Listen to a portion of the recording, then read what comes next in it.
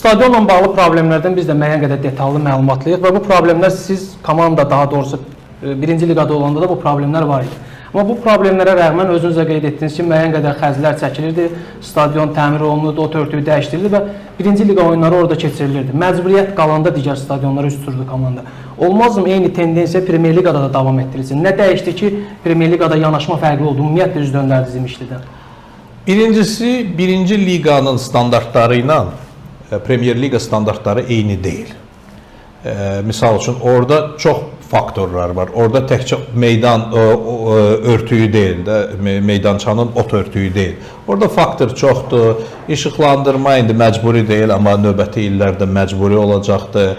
Suvarma sistemi, drenaj sistemi və s. və ilaxır orada çox faktor var. İmişli stadionunu bu günləri ərsəyə gətirmək özü böyük bir vəsait tələb eləyir. Niyə? Çünki onun drenaj sistemi sıfırlanmalıdır. Yəni bu, biz birinci liqa səviyyəsində o stadionu ərsəyə gətirməyimizlə hal-hazırda bir deyil.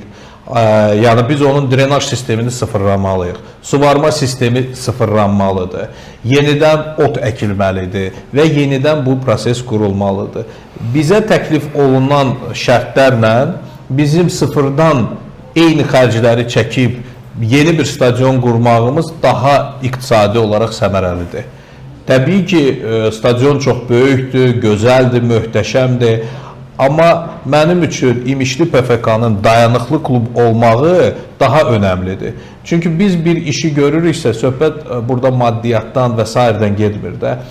Önəmli olan odur ki, bu uzun müddətli olsun. Əgər bu klub bundan öncəki klublar kimi yaranıb, bağlanacaqdırsa, bunun dəyəri yoxdur. Mən sizə bir statistika demək istəyirəm, dayanıqlıqla bağlı. Siz bunu daha yaxşı, dərindən öyrənə bilərsiniz. Azərbaycanda müstəqillik dövrü ərzində 52-dir ya 53 klub bağlanıbdır. Bu böyük bir faktordur. Və mən bu günləri, əgər müasir gənc, bu günlərdə gənclər günüdür deyə bütün gənclərimizin bayramını təbrik edirəm. Mən bir gənc olaraq, əgər dayanıqlı klub yarada bilmirəmsə, mənim klubum bundan sonra bağlanma təhlükəsi olacaqdır. Çünki onun maliyyə resursları düzgün idarə olunmayıbdır. Onda bizim nə fərqimiz oldu? Biz idarəçi olaraq nə gətirə bildik ki, Azərbaycan futboluna ki, biz eyni səhvləri, eyni olan hərəkətləri davam etdiririk.